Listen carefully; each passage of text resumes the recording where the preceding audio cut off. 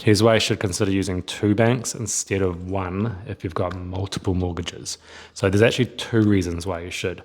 Number 1 is if you have 2 properties or more than 1 property at the same bank, then that bank controls what happens to the sale proceeds when you sell it. So for example, if you're 65 and you have your main home and you're like thinking, I want to use these sale proceeds to go on a nice holiday, shut my kids a trip or whatever. If you have other debt with that same bank, they may choose to say, hold on, you've got more debt than we think you can afford. You need to give us the sale proceeds and pay down this other mortgage.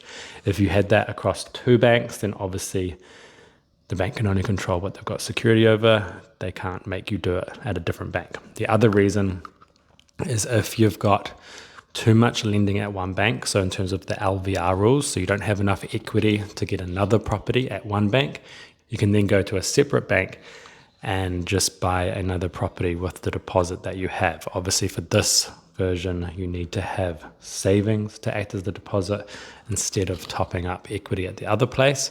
But if you tried to go to the same bank with the savings, they would say you're over leveraged on one property, so we're not going to give you enough lending or more lending to get that second property.